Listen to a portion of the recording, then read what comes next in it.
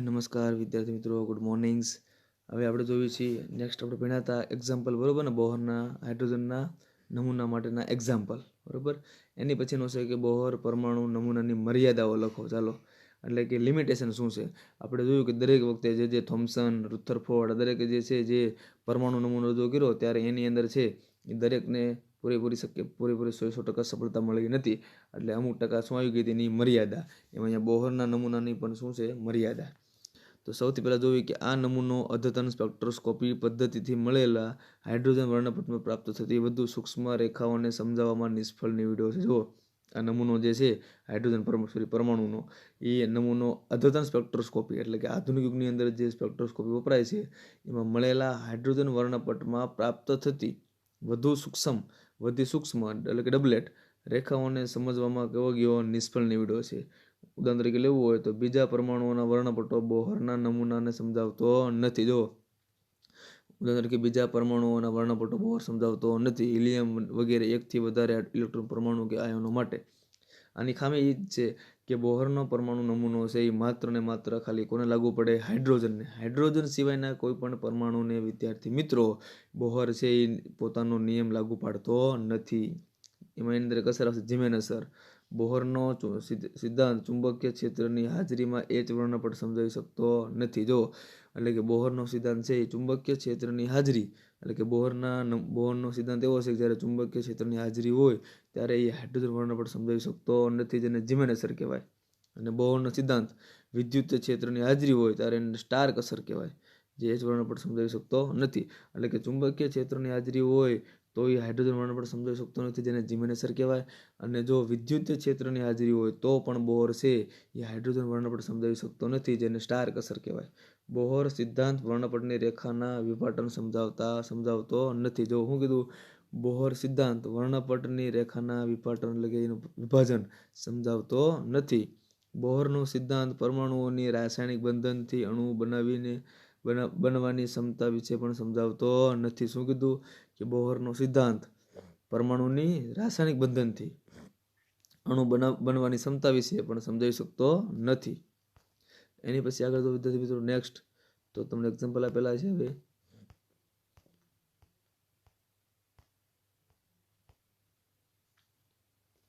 હવે ડાયરેક્ટ વિદ્યાર્થી મિત્રો અહીંયા આવ્યું કે કયા બે અગત્યના વિકાસો એ પરમાણુ રચનાનો બોહરના નમૂનાની ઉણપ દૂર કરી. એટલે અહીંયા પાછા જે બોહરના નમૂનાની જે ખામી હતી, બરોબર, એને પાછા છે એ બે નિયમો એવા આવશે કે જે બોહરમાં નમૂનામાં જે ખામી હતી, ખામીને શું કરશે, દૂર કરશે. એમાંનું પહેલું, દ્રવ્યની દ્વૈત પ્રકૃતિ એટલે કે દ્રવ્ય છે એ બે પ્રકારની પ્રકૃતિ ધરાવે, કણ અને વિકિરણ, કણ અને તરંગ. આવું પેલું કોને કીધું, દ બ્રોગલીએ. એટલે દ બ્રોગલીનો સિદ્ધાંત એવું કહે છે કે કોઈ પણ દ્રવ્ય છે એ બે પ્રકારના સ્વભાવ ધરાવે, એક તો પ્રકાશ કણ સ્વરૂપે અને એક તરંગ સ્વરૂપે. બીજું, હાઇઝનબર્ગનો અનિશ્ચિતતાનો સિદ્ધાંત. તો હાઇઝનબર્ગનો અનિશ્ચિતતાનો સિદ્ધાંત અને દ બ્રોગલીનો સિદ્ધાંત, આ બંને સિદ્ધાંત વિદ્યાર્થી મિત્રો એવું કહેશે કે જે બોહરના પરમાણુ નમૂનામાં જે ખામી રહી ગઈ હતી, એટલે કે બોહરનો જે પરમાણુ નમૂનો હતો રચના, એ પરમાણુ રચનામાં બોહરની જે ખામી હતી, ખામીને આ બંને નિયમો શું કરશે, દૂર કરશે. એમાંનો પહેલો નિયમ આપણે ભણવી, જે સૌથી IMP અને મોસ્ટ ઇમ્પોર્ટન્ટ છે અને સાવ નાનું નામ તો છે, દ બ્રોગલીનો સિદ્ધાંત. શું કહેવાય છે, દ બ્રોગલીનો સિદ્ધાંત. જોયું પેલું જ તે 1924માં ફ્રેન્ચ ભૌતિક શાસ્ત્રી દ બ્રોગલીએ રજૂ કર્યું કે દ્રવ્ય વિકિરણની જેમ દ્વૈત વર્તણૂક ધરાવે છે. દ્રવ્ય પણ છે એ વિકિરણની જેમ દ્વૈત એટલે કે બે પ્રકારની વર્તણૂક ધરાવે છે. એટલે કે દ્રવ્ય કણ અને તરંગ બંનેના ગુણધર્મ ધરાવે છે. એટલું જ રાખવાનું કે દ્રવ્ય બંને સ્વરૂપે હોય, તરંગ અને કણ આ બંનેના ગુણધર્મ ધરાવે છે. પ્રકાશનો ફોટોન કણની જેમ વેગમાન અને તરંગની જેમ તરંગ લંબાઈ ધરાવે. જો પ્રકાશનો ફોટોન કણની જેમ વેગમાન અને તરંગ લંબાઈ ધરાવે છે. પ્રકાશનો ફોટોન કણની જેમ વેગમાન અને તરંગની જેમ તરંગ લંબાઈ ધરાવે છે. જુઓ, એટલે પ્રકાશનો ફોટોનનો કણ જે છે એ ફોટોન કણની જેમ વેગમાન ધરાવે છે અને તરંગની જેમ તરંગ લંબાઈ ધરાવે છે. તે જ રીતે ઇલેક્ટ્રોન પણ વેગમાન અને તરંગ લંબાઈ પણ ધરાવતો હોય છે. જુઓ, એ રીતે ઇલેક્ટ્રોનનો પણ દ્વૈત સ્વભાવ હોય છે, કણ અને તરંગ લંબાઈ. બીજું, ગાણિતીય રીતે દ બ્રોગલીનો સિદ્ધાંત સમજવો હોય તો ઇલેક્ટ્રોનનું દળ m, વેગ v, વેગમાન p તથા તરંગ લંબાઈ લેમ્ડા ધરાવતો હોય તો એ બે વચ્ચેનો સંબંધ શું છે, લેમ્ડા બરાબર h/mv. સંબંધ શું આવશે, લેમ્ડા બરાબર h/mv. એટલે કે જ્યારે છે એ દ બ્રોગલીના નિયમ પ્રમાણે કોઈ પણ અહીંયા તમને આપેલું છે કોઈ પણ ઇલેક્ટ્રોન કોઈ પણ દ્રવ્ય તો ઇલેક્ટ્રોનનું દળ m, ઇલેક્ટ્રોનનો વેગ v, બરાબર, ઇલેક્ટ્રોનનું વેગમાન p અને ઇલેક્ટ્રોનની તરંગ લંબાઈ, આ બધા વચ્ચેનો સંબંધ દર્શાવતું સૂત્ર કયું? લેમ્બડા બરાબર h/mv, બરાબર કરીએ h upon શું આવશે? p, mv બરાબર p. શું કામ? કારણ કે p બરાબર વેગમાન બરાબર શું આવે? mv. હવે રાખવાનું ખાસ, આ સૂત્ર પૂછાય કે p બરાબર mv એટલે જેને શું કહેવાય? એનું વેગમાન, બરોબર ને? ચાલો એની પછી તો કે દ બ્રોગલીના દ્વૈત વર્તનની સાબિતી કે તરંગની જેમ ઇલેક્ટ્રોનના પુંજનું વિખેરણ થાય છે. જો તરંગની જેમ ઇલેક્ટ્રોનના પુંજનું પણ શું થાય છે? વિખેરણ. એટલે કે તરંગની જેમ ઇલેક્ટ્રોનનું જે વિકિરણ જે પુંજ જે છે, બરોબર, એનું પણ શું થઈ જાય છે? વિખેરણ થાય છે. તે ઇલેક્ટ્રોનનો તરંગ ગુણ પુરવાર કરે છે. એટલે વિખેરણ થાય એટલે કે બધી બાજુ ફેલાય છે. એટલે એનો મતલબ એમ કે ઇલેક્ટ્રોન તરંગ સ્વરૂપે પણ હોય છે. કારણ કે આપણને ખબર હોય કે તરંગ છે વેવ્સ, બરોબર, એ બધી જગ્યાએ ફેલાયેલા હોય છે. મર્યાદા શું દ બ્રોગલીની? કે દ બ્રોગલી પ્રમાણે દરેક વસ્તુ ગતિમાં હોય ત્યારે તરંગની લાક્ષણિકતા દર્શાવે છે, પણ સામાન્ય વસ્તુઓ તેમના ભારે દળના કારણે ઘણી ટૂંકી તરંગ લંબાઈ ધરાવે છે. જો મર્યાદા એ કે જ્યારે કોઈ પણ વસ્તુ છે ગતિમાં હોય, દ બ્રોગલી નિયમ પ્રમાણે એવું કે કોઈ પણ વસ્તુ ગતિમાં હોય ત્યારે તરંગની લાક્ષણિકતા દર્શાવશે. ગતિમાં હોય એટલે આપણને ખબર તરંગ હોય છે, પણ સામાન્ય વસ્તુઓ કે તેમના ભારે દળના કારણે ટૂંકી તરંગ લંબાઈ ધરાવે છે. આથી સામાન્ય વસ્તુની તરંગ પ્રકૃતિ પારખી શકાતી નથી. એટલે જો સામાન્ય જે વસ્તુ હોય એની તમે પ્રકૃતિ છે એ તરંગ પ્રકૃતિ પારખી શકતા નથી. કારણ કે તરંગ લંબાઈ સાવ કેવી હોય? ટૂંકી હોય. એટલે વેવ્સ હોય ને એની તરંગ લંબાઈ લાંબી હોય તમે પારખી શકો. પણ અહીંયા શું કીધું કે ભારે દળ હોય, વજન બહુ હોય, એટલા માટે પદાર્થ છે એ ટૂંકી શું ધરાવે? તરંગ લંબાઈ. જો વધારે મોટી તરંગ લંબાઈ હોય તો તમે છે એની પ્રકૃતિ માપી શકો છો. બીજું કે દ બ્રોગલીના સિદ્ધાંત સૂક્ષ્મ કણ ઇલેક્ટ્રોન ઉપરાંત બીજા ઓછા દળના અપરિમાણીય કણોને દ્વૈત સિદ્ધાંતમાં લાગુ પડે. જો દ બ્રોગલીનો સિદ્ધાંત જે છે એ સૂક્ષ્મ ઇલેક્ટ્રોનને, કારણ કે ઇલેક્ટ્રોન સાવ કેવા હોય? સૂક્ષ્મ, આપણને નરિયા કે દેખાતા નથી. સૂક્ષ્મ ઇલેક્ટ્રોન અને બીજા ઓછા દળના, એટલે કે જેનું દળ કેવું સાવ ઓછું છે, બીજા ઓછા દળના અપરિમાણીય કણોને દ્વૈત સિદ્ધાંતમાં લાગુ પડે છે. એટલે આ સિદ્ધાંત કોને લાગુ પડે? એક તો જે છે સૂક્ષ્મ ઇલેક્ટ્રોનને, બરોબર. બીજું તો કે ઓછા દળ ધરાવતા અપરિમાણીય કણોને આ સિદ્ધાંત લાગુ પડે છે. કોનો? દ બ્રોગલીનો. તો દ બ્રોગલી શું કીધું કે કોઈ પણ દ્રવ્ય જે છે, બરોબર, એ પણ વિકિરણની જેમ દ્વૈત વર્તણૂક ધરાવે છે. એટલે કે દ્રવ્ય, કણ અને તરંગ બંને પ્રકારની પ્રકૃતિ ધરાવે છે. એટલે પ્રકાશના ફોટોન કણની જેમ વર્તે છે અને તરંગ જે છે એ તરંગ લંબાઈની જેમ તરંગ લંબાઈ ધરાવે છે. અને આ જ રીતે ઇલેક્ટ્રોનનું દળ m, બરોબર, અને ઇલેક્ટ્રોન પણ છે દળ અને ઇલેક્ટ્રોન પણ વેગ, કણ ગુણ અને તરંગ લંબાઈ એટલે કે તરંગ ગુણ ધરાવતો હશે. એટલા માટે પછી દ બ્રોગલીએ સિદ્ધાંત રજૂ કર્યો કે ઇલેક્ટ્રોનનું દળ m, વેગમાન v, બરોબર, પછી અથવા v, વેગ એટલે v અને વેગમાન p અને તરંગ લંબાઈ લેમ્બડા, આ બધા વચ્ચેનો સંબંધ દર્શાવતું સૂત્ર શું આપ્યું? લેમ્બડા બરાબર h/mv. આ યાદ રાખવાનું ખાસ. લેમ્બડા બરાબર h/mv. mv એટલે શું કહેવાય? વેગમાન. ચાલો આગળ જો એની પછી કે 0.1 કિલોગ્રામ દળ ધરાવતો દડો કે જેનો વેગ 10 મીટર સેકન્ડ ઇન્વર્સ છે તો તેની તરંગ લંબાઈ ગણો. સાવ ઈજી છે કે 0.1 કિલોગ્રામ દળ ધરાવતો દળ આપણને મળી ગયું છે એમ, બરોબર. એટલે કે લેમ્બડા બરાબર અને ધરાવતો દડો જેનો વેગ એટલે v 10 મીટર પ્રતિ સેકન્ડ છે તો તેની તરંગ લંબાઈ ગણો. તો સૂત્ર મૂકી દેવાનું આપણે દ બ્રોગલીનું, તે લેમ્બડા બરાબર h/mv. ચાલો h એટલે કોણ? પ્લાન્ક અચળાંક. કેટલો આવશે આપણે અહીંયા તમને ગણી દેવી. ચાલો તો કે લેમ્બડા બરાબર h એટલે કેટલો આવે? 6.626 ગુણ્યા 10⁻34. એમ એટલે વજન, દળ કેટલું આપ્યું છે? તો કે 0.1 કિલોગ્રામ. તો લખી નાખવાનું 0.1 કિલોગ્રામ કેજી ગુણ્યા વેગ 10⁻1 મીટર પ્રતિ સેકન્ડ. કરી નાખો બધાનો ગુણાકાર ભાગાકાર એટલે તમને ખ્યાલ આવી જાય વિદ્યાર્થી મિત્રો, બરોબર ને? ગુણાકાર કરી નાખો એટલે શું આવશે તરત? અહીંયા જો એટલે શું આવશે કે 6.626 ગુણ્યા 10⁻34, બરોબર ને? 6.626 ગુણ્યા 10⁻34 joule kilogram inverse metre inverse, બરોબર. પછી શું કરવાનું? તો કે 6.626 ગુણ્યા 10⁻34 મીટર. આ બની ગયો, એનો જવાબ આવી ગયો. લ્યો, જવાબમાં કંઈ છે જ નહીં, ખાલી સૂત્ર મૂકી દેવાનું, કિંમત મૂકી દેવાનું, મળી ગયું તમને લેમ્બડા. ચાલો એની પછી આગળ જોઈએ નેક્સ્ટ તો કે મસ્ત દાખલો છે. ઇલેક્ટ્રોનનું દળ 9.1 ગુણ્યા 10⁻31 કિલોગ્રામ છે. જો તેની ગતિ ઉર્જા 3.0 ગુણ્યા 10⁻25 જૂલ હોય તો તરંગ લંબાઈ ગણો. આપણને જો ઇલેક્ટ્રોનનું દળ આપી દીધું છે, કિલોગ્રામ છે, અને જો તેની ગતિ ઉર્જા 3.0 ગુણ્યા 10⁻25 જૂલ હોય તો તરંગ લંબાઈ ગણો, એવું કીધું છે. તો સૌથી પહેલાં ગતિ ઉર્જા, તો ગતિ ઉર્જા બરાબર શું આવે? 1/2 mv². અને v બરાબર શું આવે? 2 ગુણ્યા ગતિ ઉર્જા છેદમાં m. શું આવશે? v બરાબર 2 ગુણ્યા ગતિ ઉર્જા છેદમાં m અને 1/2 એટલે 2 ગુણ્યા ગતિ ઉર્જા છેદમાં m 1/2 જે બરાબર શું આવશે? Kilogram metre square second square. કે બરાબર શું આવશે? 3.0 ગુણ્યા 10⁻25 ઘાત બરાબર એટલે કે 3.020 ઇન્ટુ ગુણ્યા 10⁻25 ઘાત કિલોગ્રામ મીટર સ્ક્વેર અને સેકન્ડ સ્ક્વેર બરાબર. તો અહીંયા આપણે વિદ્યાર્થી મિત્રો જે છે એ ખાસ જોઈશું કે 3.020 ગુણ્યા 10⁻25 ઘાત આપણને આપેલા છે કિલોગ્રામ મીટર સ્ક્વેર અને સેકન્ડ ઇનવર્સ સ્ક્વેર. સૌથી પહેલાં વિદ્યાર્થી મિત્રો આપણે ચેક કરશું કે ગતિ ઉર્જા. તો ગતિ ઉર્જા પર સૂત્ર શું હતું? 1/2 mv². બરાબર. હવે v ને કરતા કરવાના સૂત્રના તો કેવી રીતના કરશું આપણને ખ્યાલ જ છે. આપણે આવી રીતે મૂકી દેવી કે ગતિ ઉર્જા બરાબર 1/2 mv².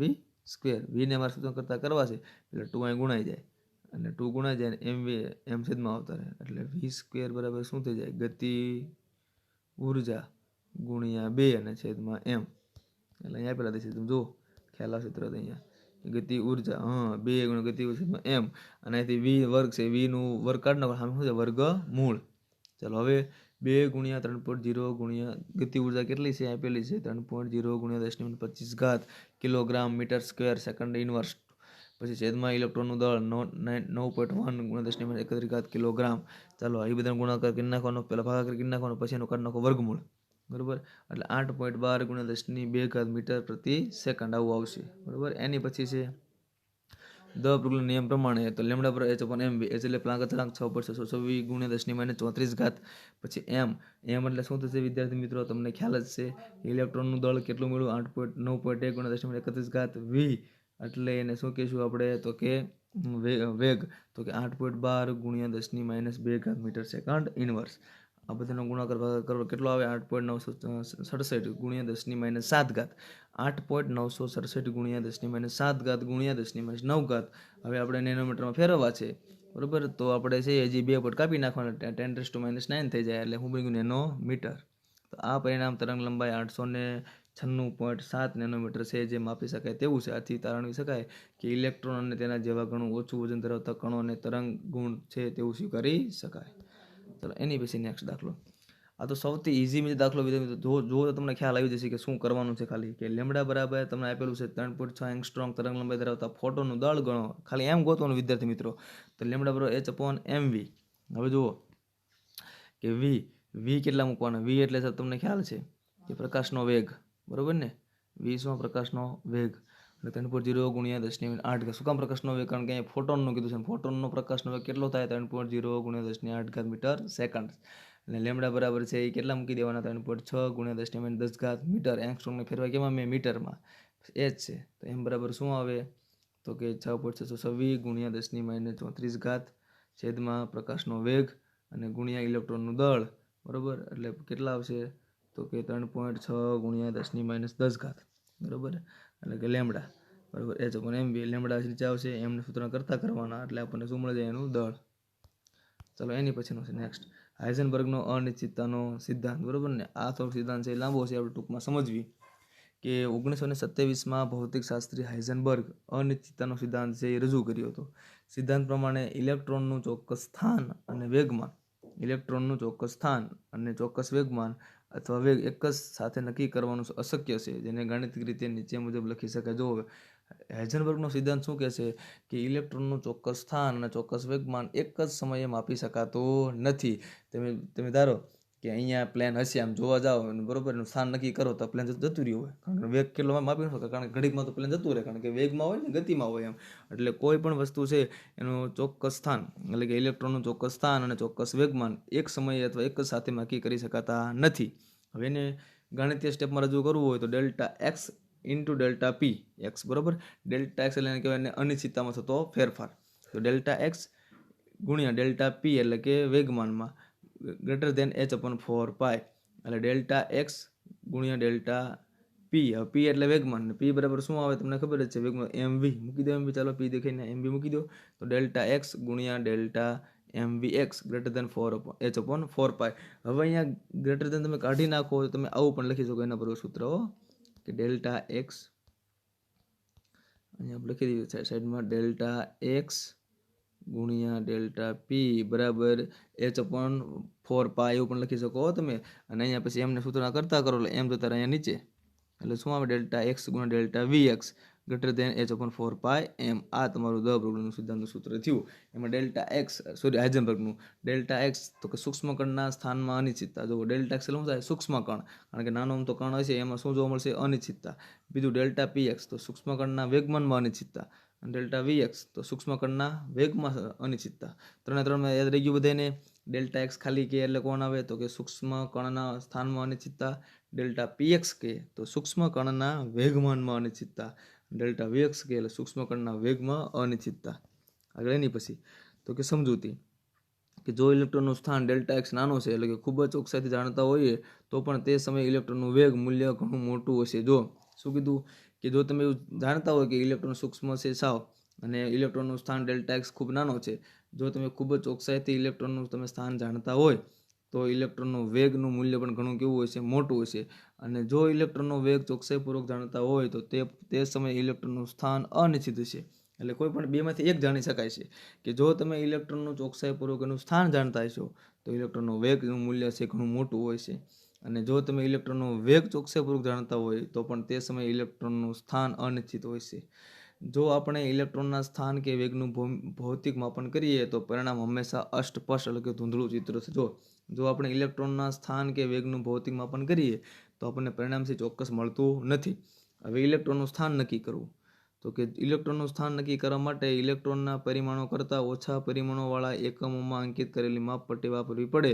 અને ધ્યાનમાં રાખવું પડે કે ઇલેક્ટ્રોનનું બિંદુ ભાર છે તેથી પરિમાણ વિનાનો હશે. જો યાદ રહી રાખવાનું કે ઇલેક્ટ્રોનનું સ્થાન નક્કી કરવું હોય તો ઇલેક્ટ્રોનનું સ્થાન નક્કી કરવા માટે ઇલેક્ટ્રોનનું પરિમાણ કરતાં ઓછો પરિમાણવાળો, જો ઇલેક્ટ્રોનના પરિમાણો જે છે એની કરતાં ઓછા પરિમાણોવાળા એકમોમાં અંકિત કરેલી માપપટ્ટી, એટલે જ્યારે તમારે ઇલેક્ટ્રોનનું સ્થાન નક્કી કરવું હોય ત્યારે ઇલેક્ટ્રોનના પરિમાણ કરતાં ઓછા પરિમાણવાળા એકમોમાં અંકિત કરેલી માપપટ્ટી વાપરવી પડે. જો વધારે વાપરશો તો ઇલેક્ટ્રોનનું સ્થાન તમે ચોક્કસ નક્કી કરી શકતા નથી અને ઇલેક્ટ્રોનનું બિંદુ ભાર છે અને તેથી તે પરિમાણ વિનાનો હશે, એટલે કે એને પરિમાણ હશે નહીં. બીજું, ઇલેક્ટ્રોનને અવલોકવા માટે ઇલેક્ટ્રોનને પ્રકાશ અને વિદ્યુત ચુંબકીય વિકિરણથી પ્રદીપ્ત કરી શકાય છે. આમ લીધેલા પ્રકાશની તરંગ લંબાઈ ઇલેક્ટ્રોનના પરિમાણો કરતાં કેવી હોય છે ઓછી હોવી જોઈએ. શું કીધું કે ઇલેક્ટ્રોનને અવલોકવા માટે એટલે કે ઇલેક્ટ્રોનનું અવલોકન કરવા માટે ઇલેક્ટ્રોનને પ્રકાશ અથવા વિદ્યુત ચુંબકીય વિકિરણથી વિકિરણથી પ્રદીપ્ત કરી શકાય છે. અને આમ લીધેલા પ્રકાશની તરંગ લંબાઈ ઇલેક્ટ્રોનના પરિમાણો કરતાં ઓછી હોવી જોઈએ. એટલે લીધેલા પ્રકાશની તરંગ લંબાઈ જે છે એ ઇલેક્ટ્રોનના પરિમાણ કરતાં કેવી હોવી જોઈએ ઓછી હોવી જોઈએ. એની પછી છે કે આવા પ્રકાશનો ફોટોન ઊંચા વેગમાન p બરાબર h/λ થી અથડાવાના પરિણામે ઇલેક્ટ્રોનની ઉર્જામાં ફેરફાર કરે છે. અને આ પ્રક્રમથી ઇલેક્ટ્રોનનું સ્થાન ચોકસાઈથી ગણાય છે. જો હવે આ પ્રકાશનો ફોટોનનો વેગ એટલે કે ફોટોનના ઊંચા વેગમાનથી એટલે p બરાબર h/λ એટલે કે પ્રકાશનો જે ફોટોન જે છે પ્રકાશનો ફોટોન ઊંચા વેગમાનથી અથડાવાના પરિણામે ઇલેક્ટ્રોનની ઉર્જામાં ફેરફાર થાય. એટલે આપણને ખબર છે કે ઇલેક્ટ્રોન સાથે કોઈ ફોટોન છે એ ઊંચા વેગથી અથડાય એટલે ઇલેક્ટ્રોનની ઉર્જામાં શું થાય ફેરફાર થવાનો. અને આ પ્રક્રમથી ઇલેક્ટ્રોનનું સ્થાન ચોકસાઈથી ગણાય છે, પણ અથડામણ પછી ઇલેક્ટ્રોનનો વેગ વિશે ઘણું જ ઓછું જાણવા મળે છે. જો તમે સ્થાન નક્કી કરી શકશો પણ જ્યારે ઇલેક્ટ્રોન સાથે કોઈ ફોટોન અથડાય છે એટલે ફોટોન પાસે ઉર્જા કેવી વધારે અને ફોટોન સાથે જે ફોટોન છે બરાબર એ ઊંચી ઉર્જાથી અથડાય છે ત્યારે તમે ચોકસાઈથી એનું સ્થાન ગણી શકતા નથી. પણ આમ અથડામણ પછી ઇલેક્ટ્રોનનો વેગ વિશે કંઈ જાણી શકાતું નથી. આમ સ્થાનની ચોક્કસતા મળે પણ વેગમાનની ચોક્કસતા મળતી નથી. કીધું ને બેમાંથી કોઈ પણ એકનું તમને જાણવા મળશે કે ભાઈ તમે સ્થાન નક્કી કરીએ કોઈ ઇલેક્ટ્રોનનું તો વેગમાન નક્કી નથી કરી શકતા. જો તમે વેગમાન નક્કી કરી શકો તો સ્થાન નક્કી કરી શકતા નથી. અનિશ્ચિતતાના સિદ્ધાંતનું મહત્વ શું છે તો કે હાઇઝનબર્ગના સિદ્ધાંતની અગત્યતા એ છે કે ઇલેક્ટ્રોન અને બીજા સમાન કણોના નિશ્ચિત પથ અથવા પ્રક્ષેપ અથવા પથના અસ્તિત્વ નકારી દેશે, પણ અન્ય વસ્તુઓના પ્રક્ષેપ પથ કે તેના સ્થાન વેગ જુદી જુદી માત્રામાં ચોકસાઈથી નક્કી કરી શકાય છે. જો ઇલેક્ટ્રોન અને બીજા સમાન કણો ઇલેક્ટ્રોન જેવા બીજા સમાન કણોના નિશ્ચિત પથ અથવા પ્રક્ષેપ પથના અસ્તિત્વને નકારી દેશે, એને ગણતા નથી, પણ અન્ય વસ્તુઓના પ્રક્ષેપ પથને તેના સ્થાન અને વેગ જુદી જુદી માત્રામાં ચોકસાઈથી નક્કી કરી શકાય છે. એટલે અન્ય વસ્તુઓના તમે છે સ્થાન અને વેગ નક્કી કરી શકો. કેવી રીતે? તમને ખ્યાલ છે કે તમે સ્થાન અને વેગ તમને ખબર હોય તો જ તમે છે એ બંદૂકની ગોળી અહીંથી છોડો બરાબર રડારમાંથી, તો જ એ પ્લેનને ઉડાડી શકે, બરાબર ને. એટલે તમને ખ્યાલ હોવી પડે કે અહીંયા આટલા સમયમાં આજે પહોંચશે એટલે ત્યારે એનો વેગ એટલો હશે. બીજું એટલું જ નહીં, વસ્તુઓનો હાલનો વેગ અને તેના પર લાગતું બળ જાણતા હોય તો અમુક સમય પછી વસ્તુ ક્યાં હશે તે નક્કી કરી શકાય. જો તમે વસ્તુઓનો વેગ જાણતા હોય કે ભાઈ આટલી કલાકમાં આટલી સેકન્ડમાં પ્લેન અહીંયા પહોંચશે, બરાબર, અને આટલું વજન છે, બરાબર, એનું એટલું બળ લાગે છે, તો તમે વસ્તુ છે એનું સ્થાન નક્કી કરી શકો. એટલે કે કેટલા સમય પછી વસ્તુ ક્યાં પહોંચશે તમે નક્કી કરી શકો. બીજું છે ઇલેક્ટ્રોન અને તેના જેવા અપરિમાણીય વસ્તુઓના ચોકસાઈથી સ્થાન અને વેગ એકસાથે નક્કી કરવા શક્ય છે, અને તેમના પ્રક્ષેપપથ વિશે વિચારવું પણ શક્ય નથી. ઇલેક્ટ્રોન છે ને એની માટે શક્ય નથી, બીજી અન્ય વસ્તુ માટે શક્ય છે, પણ ઇલેક્ટ્રોન જે અને તેના જેવા અપરિમાણીય વસ્તુઓ એટલે એની જેવી સૂક્ષ્મ હોય અને એવા જે કણો જે છે એના માટે ચોકસાઈથી સ્થાન અને વેગ એક સાથે નક્કી કરવા અશક્ય છે, અને તેમના પ્રક્ષેપપથ વિશે વિચારવું પણ કેવું છે? શક્ય નથી. આગળ એની પછી આ અનિશ્ચિતતા અતિ અલ્પ છે, જેથી માપવા માટે અને વાસ્તવિકતા માટે હકીકત અર્થહીન છે. આટલા ઓછા વજનના દ્રવ્યના માટે પણ અનિશ્ચિતતાનો સિદ્ધાંત ઉપયોગ્ય નથી. જો આ અનિશ્ચિતતા જે છે ને અતિ અલ્પ છે, જેથી માપવા માટે અથવા વાસ્તવિકતા માટે અર્થવિહીન છે. આનો કોઈ અર્થ નીકળતો નથી. આટલા ઓછા વજન દ્રવ્યના માટે વજન, કારણ કે ઇલેક્ટ્રોનનું સાવ કેવું હોય? ઓછું. આટલા ઓછા વજનના દ્રવ્યના માટે પણ અનિશ્ચિતતાનો સિદ્ધાંત ઉપયોગ યોગ્ય નથી. બીજું મર્યાદા. હાઇઝનબર્ગનો અનિશ્ચિતતાનો સિદ્ધાંત સૂક્ષ્મ વસ્તુઓ માટે છે, પણ સ્થૂળ વસ્તુઓ માટે એટલે કે મોટી વસ્તુઓ માટે અર્થવિહીન છે. જો એટલે કે હાઇઝનબર્ગનો સિદ્ધાંત જે છે એ નાની વસ્તુ લાગુ પડે પણ મોટી વસ્તુ માટે યોગ્ય નથી. સૂક્ષ્મ કણના ઇલેક્ટ્રોન માટે આનુષંગિક ચોકસાઈ ડેલ્ટા વી ડેલ્ટા એક્સનું મૂલ્ય 10⁻⁴ metre square centimetre second inverse જેટલું નાનું છે. જ્યારે 1 મિલીગ્રામની વસ્તુ માટે આ મૂલ્ય મોટું છે, 10⁻28 મીટર સ્ક્વેર સેકન્ડ જેટલું ઘણું મોટું છે. એટલે કીધું ને કે સૂક્ષ્મ કણ ઇલેક્ટ્રોનના માટે આનુષંગિક ચોકસાઈ પૂર્વકથી તમે નક્કી કરી શકો કે ડેલ્ટા વી ડેલ્ટા એક્સનું મૂલ્ય 10⁻⁴ મીટર સ્ક્વેર સેકન્ડ ઇનવર્સ જેટલું નાનું છે. પણ જ્યારે મિલીગ્રામની વસ્તુ માટે આ મૂલ્ય ખૂબ જ કેવું છે? મોટું છે, 10⁻28 મીટર સ્ક્વેર સેકન્ડ ઇનવર્સ જેટલું ઘણું મોટું છે. આથી ઇલેક્ટ્રોનનું સ્થાન ચોકસાઈથી નક્કી કરવામાં 10⁻⁸ જેટલી ઓછી અનિશ્ચિતતા આવે, પણ તેની ગતિની અનિશ્ચિતતા 10⁻⁴ મીટર સ્ક્વેર સેકન્ડ ઇનવર્સ જેટલી મોટી મળે છે. કીધું ને કે આથી ઇલેક્ટ્રોનનું ચોકસાઈથી સ્થાન નક્કી કરવા માટે 10⁻⁸ જેટલી ઓછી અનિશ્ચિતતા આવે, પણ તેની ગતિની અનિશ્ચિતતા 10⁻⁴ મીટર સ્ક્વેર સેકન્ડ ઇનવર્સ જેટલી મોટી હોય છે. એટલે આથી ઇલેક્ટ્રોનનું સ્થાન ચોકસાઈથી નક્કી કરવામાં 10⁻⁸ જેટલી ઓછી અનિશ્ચિતતા આવે છે, પણ તેની ગતિની અનિશ્ચિતતા 10⁻⁴ મીટર સ્ક્વેર સેકન્ડ ઇનવર્સ જેટલી મોટી મળે છે. આને કારણે ઇલેક્ટ્રોનના સ્થાન તથા વેગમાનમાં નિવેદનો ચોકસાઈ નહીં પણ સંભાવના તરીકે કરવા જોઈએ.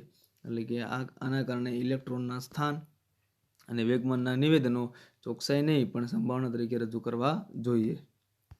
ચાલો એની પછી એક દાખલો આપણે ગણી નાખીએ ફટાફટ કે 1 મિલીગ્રામ 10⁻⁶ કિલોગ્રામ દળના દ્રવ્યનું કુલ અનિશ્ચિતતા ડેલ્ટા વી ડેલ્ટા એક્સ ગણો, પરિણામે શું દર્શાવે છે? તો H બરાબર 6/626 ગુણ્યા 10⁻⁴ જૂલ સેકન્ડ બરાબર 6/626 ગુણ્યા 10⁻⁴ kilogram metre square second inverse. તો આપણને બધું આપેલું છે. M બરાબર 1 ગુણ્યા 10⁻⁶ કિલોગ્રામ, બરાબર. તો આપણે સૌથી પહેલાં મૂકી દઈએ સૂત્ર ડેલ્ટા વી. સૂત્ર શું આવે? Delta v into delta x બરાબર H/4πmv, સોરી 4πm ખાલી, બરાબર ને. અમુક સૂત્ર ડેલ્ટા વી ડેલ્ટા એક્સ બરાબર H/4πm 6/626 ગુણ્યા 10⁻⁴ kilogram metre square second inverse છેદમાં 4 ગુણ્યા 3/14 ગુણ્યા 1 ગુણ્યા 10⁻⁶ કિલોગ્રામ 0.5273 ગુણ્યા 10⁻⁸ મીટર સ્ક્વેર સેકન્ડ ઇનવર્સ, અને બંને નાખો ભાગાકાર ગુણાકાર એટલે કેટલો આવશે? 5.27 5.27 ગુણ્યા 10⁻⁻19 મીટર સ્ક્વેર સેકન્ડ ઇનવર્સ. ચાલો એની પછી નેક્સ્ટ દાખલો જે છે બરાબર એ પણ છે એની જેવો જ દાખલો છે, બરાબર. અહીંયા જે આગળનો દાખલો હતો બંને સેમ નથી, અલગ અલગ જ છે. 1 મિલીગ્રામ, બરાબર. ઇલેક્ટ્રોનનું દળ 9.1 ગુણ્યા 10⁻31 કિલોગ્રામ છે. તેની કુલ અનિશ્ચિતતા delta v into delta x સાથે ગણો, ગણેલું મૂલ્ય દર્શાવો છે h બરાબર 6/626 ગુણ્યા 10⁻34 આપણે ગોતવાનું શું છે ડેલ્ટા વી ડેલ્ટા એક્સ. ચાલો મૂકી દો સૂત્ર આપણું હતું જ તે delta v into delta x બરાબર h/4πm બરાબર.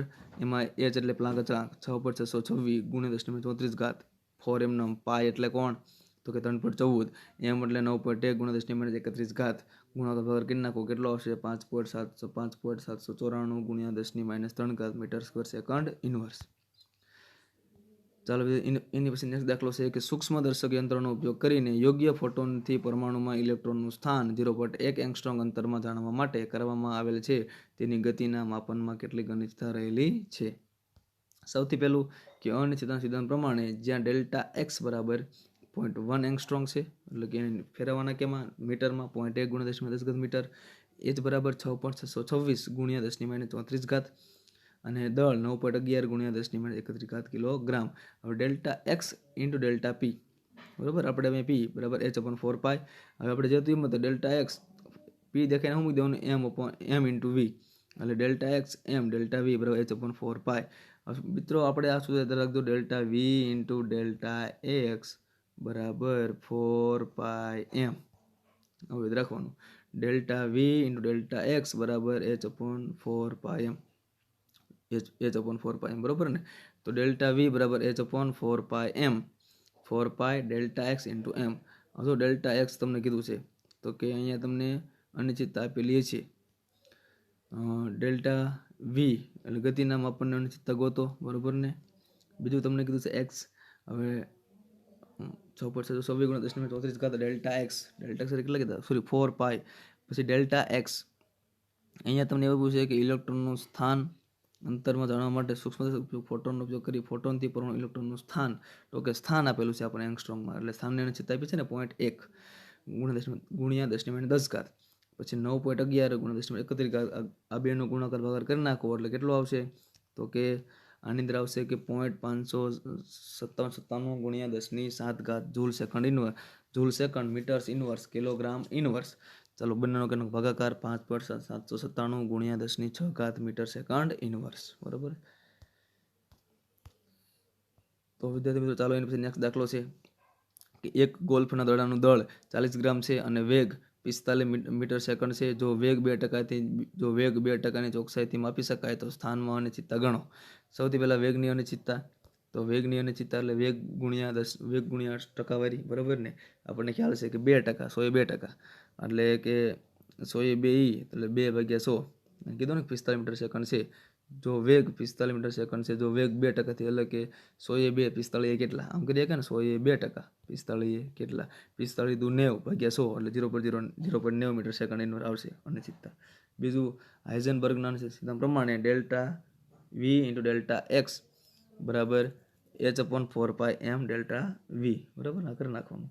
તો એમ બરાબર 40 ગ્રામ 40 ગુણ્યા 10⁻3 કિલોગ્રામ 6.626 ગુણ્યા 10⁻34 જૂલ સેકન્ડ 4.34 છેદમાં શું આવશે 4 ગુણ્યા 3.14 ગુણ્યા એમ એટલે કે ઇલેક્ટ્રોનનું દળ કેટલું આપ્યું છે તમને ગોલ્ફનું દળ 40 ગ્રામ કિલોગ્રામમાં ફેરવો 40 ગુણ્યા 10⁻3 પછી ડેલ્ટા વી 0.90 મીટર પ્રતિ સેકન્ડ.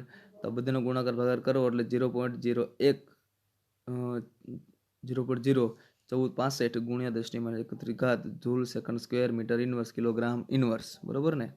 એની પછી છે 1.465 ગુણ્યા 10⁻33 કારણ કે 2 પોઈન્ટ કાપી નાખવાના મીટર્સ 1 જૂલ બરાબર 1 kilogram metre square second into second square. આ પરિણામે કેન્દ્રનો વ્યાસ 10⁻15 મીટરના કરતાં 10⁻18 ગણું ઓછું છે. આ રીતે અનિશ્ચિતતાના સિદ્ધાંતથી ચોકસાઈથી માપનના મૂલ્યની અર્થપૂર્ણ અર્થ દર્શાવતો નથી. એટલે તમારે છે આ પરિણામમાં કેન્દ્રનો વ્યાસ 10⁻15 મીટરથી ના કરતાં 10⁻18 ગણું ઓછું છે બરાબર ને. એટલે આ રીતે અનિશ્ચિતતાના સિદ્ધાંતથી ચોકસાઈથી માપન મૂલ્ય અર્થપૂર્ણ અર્થ દર્શાવતો નથી.